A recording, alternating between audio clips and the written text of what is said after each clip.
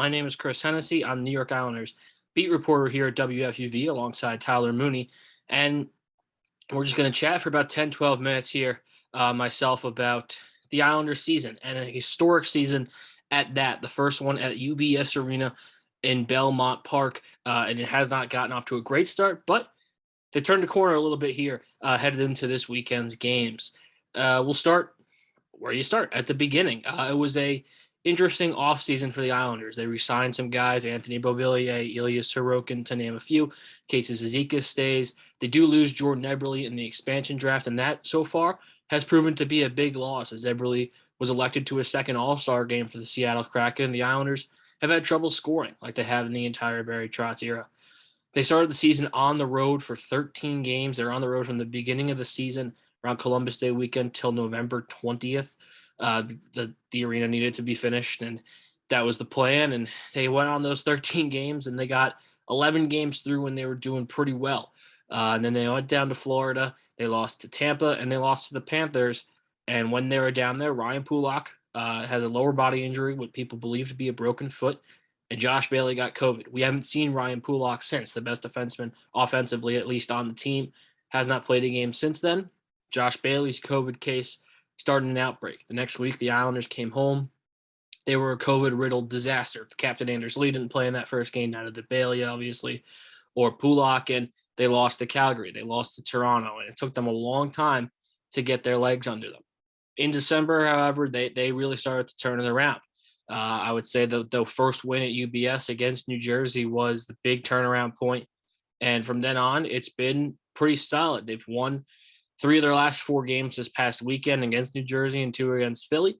And they're starting to make a move here. They're at NHL 500. And as we look forward for the rest of the season, we should expect pretty good play from the Islanders as they are getting healthy. Pulock remains the only guy out. And with the NHL's recent change to COVID testing rules, they really should be in the clear on that as well, knock on wood, obviously, as pretty much everybody on the team has gotten it. So when you look at everything considered, they have a lot of home games left, not a ton of COVID risk anymore because they have that natural immunity, and now they should be good to go for the rest of the season, although we did say that when they got home from the trip, and that was not true. From what I understand, some of the protocols will change, which I think are needed. I just went through COVID and I felt absolutely fantastic. So I think the league is adjusting correctly to, the demands of this sport, but also the changes in these athletes feel good and they're in protocol and that. So I just think everything is trending in the right way for the league and for everybody, so that we can get some traction, get some a normal sort of life back, I guess, and then be the hockey life for us and for a lot of people. With their struggles and 11-game losing streak sprinkled in there as well, they are last in the division. They have been last in the division since they got home in November. They haven't been able to climb out of that. They remain there as I do this on Thursday ahead of Friday's game against Arizona. The reason I say that is because they can get out of last place with a win on Friday against Arizona, and then they have the game tonight against the Toronto Maple Leafs, Saturday, that is, against the Toronto Maple Leafs. And the good thing about this last place standing right now is they have a ton of games in hand. They are 1 point back of New Jersey with 6 in hand, 2 points back of Philadelphia with 7 in hand.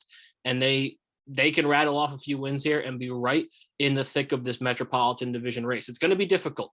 There's no doubt about that, but they can absolutely be right in the thick of it. One thing that will help them, without a doubt, is Ilia Sorokin and Samyang Varlama. The 2 goalies for the Islanders have been absolutely fantastic.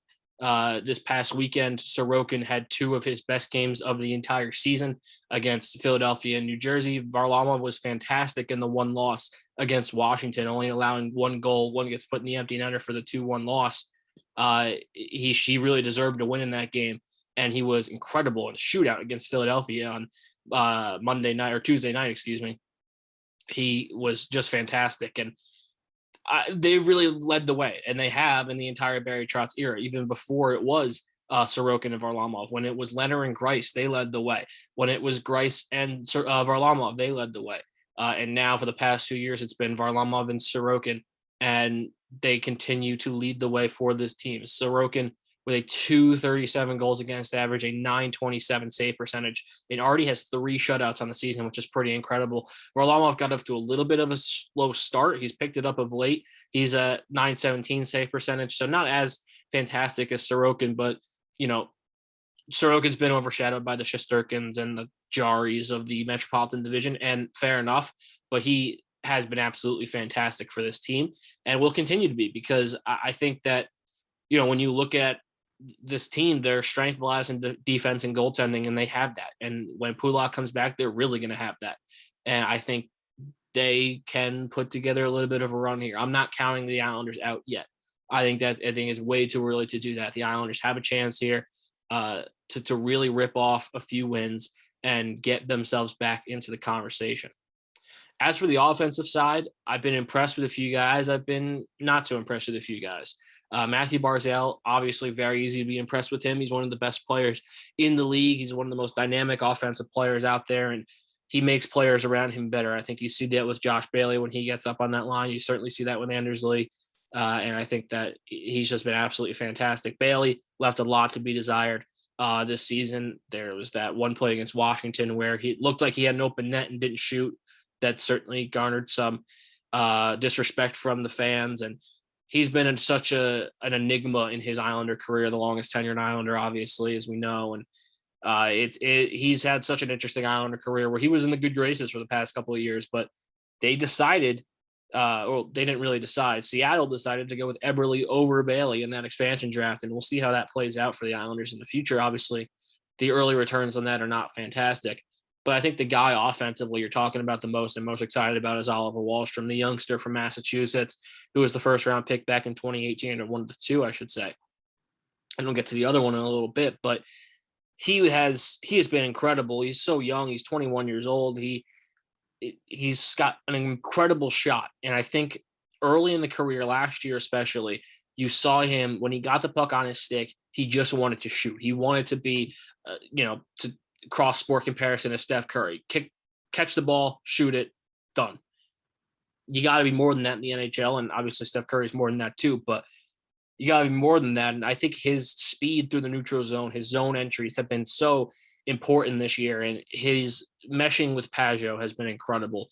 And he has gotten opportunities to play with other people, and he's meshed well with Barzal as well, but him and Pajot have been playing really well together when they have played, and they've brought Kiefer Bellows along with him, the other young winger who has really been up and down from Bridgeport, has been in Barry Trotz's doghouse for a long time, and he's been very good as well. He's got 9 points on the season, and I think that's a lot more than anybody would have expected him to have. 3 goals, 6 assists. I mean, that's pretty good for a guy who really, as I mentioned, was in the doghouse for a long time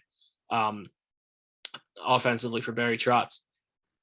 Other guys who struggled are Anthony Bavillier, especially. I think he's a big one, but he's starting to turn it around. He had a big goal against Philadelphia the other day, and he had a big power play goal a couple weeks ago. I think that was against Boston, and he's starting to turn it around a little bit. He's up to 12 points now. The point totals are not fantastic. They never have been under Barry Trotz, but especially this year, not fantastic. We'll end with a little conversation about the defenseman, and I think that has to start with Noah Dobson. As I mentioned, Pulock out for most of this season, and Noah Dobson has stepped up in that offensive role. He's taken over quarterback 1 on the power play, and he's done really well. He leads defenseman on the team in points with 14, leads defenseman on the team in goals with 5, and assists with 9.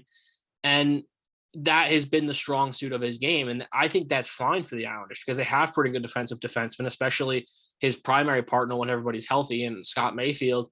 They have pretty good defensive defensemen. The issue with Dobson has been in the defensive zone, but I think you can find kind of a Leddy Boychuk type of relationship, where Leddy was really the offensive guy and Boychuk stayed home, kind of a Pellick Pulock relationship as well with Scott Mayfield or with somebody else. Maybe it's Robin Sallow, maybe it's Sam Bolduc, maybe it's Bode Wild if he ever gets onto the team. Who knows? But I think he has proven a lot offensively from that first overall pick in 2018. This year, he's really taken that step forward that we were hoping to see, especially because they bet a lot on him by losing Nick Leddy and Devontae's over the last couple seasons. They're betting on him being that guy for them. And it's hard to replace Devontae's, but they've done the best they can right now with Noah Dobson and their cap situation. When you talk Islanders defense, you talk Adam Pellick because he's one of the most underrated players in the league. He did get his first All-Star nomination last week, and congrats to him, very well deserved. 8 points, a goal, and 7 assists for him offensively, but that's not where he makes his difference. He has linked up with Scott Mayfield since the Pulak injury. I think they've played pretty well together. They complement each other well. Obviously, Scott Mayfield is a talented player, but nowhere near the talent of Ryan Pulak, but he stepped up in this big role, and I'm really impressed with what Scott Mayfield has brought to the table there. The opposite of impressed for me would be Andy Green and Zdeno Chara. Obviously, they're older guys, and you're looking for a little bit more production for them defensively, not to get walked around every single game. It's frustrating to watch for sure, and that's something that's got to improve. And the last player I want to talk about is Robin Sallow, the young Swedish defenseman who got called up with the Pulak injury, and I think he's been really talented. It's shown that he can be a player in this league. It will be very interesting to see what the Islanders do when it's time to make that decision. When Pulak comes back, who goes down? Do you try and trade one of the older guys? Do you put Sallow back down in the AHL, which would really be disappointing after how well he's played? So that'll be an interesting thing to watch for coming up in the rest of the season. It is an interesting season to watch the Islanders, even though they're so far down in the playoff race. I do think they can come back, but they have a lot of roster decisions to make. Kyle Palmieri has been very disappointing. What do you do with him? Do you trade Semyon Varlamov if the team starts to tank? That's certainly been in the conversation. There's a lot to look for this team, but if Islander fans know anything, is you got to put the faith in Barry Trotz when he has this team fully healthy. I don't think there's a team they really can lose to, maybe besides the Lightning and the Panthers this year. So certainly been an interesting start to the season for the New York Islanders. We'll have you covered all season long. Follow us on Twitter at WFUV Sports. You'll see the games retweeted, all the home games. Either Tyler and I will be there for the rest of the season. We have YouTube stuff. If you're watching this on YouTube, you can go back, find all of our game recaps. You can subscribe. I highly recommend you subscribe. You get Ranger game recaps from Colin and Tom. You get Islander game recaps from myself and Tyler. And you get a whole bunch of other stuff that isn't even NHL related. And a ton of good stuff from WFUV Sports. Follow us on all the social media platforms if you are not yet, and you can get all of that and a whole lot more.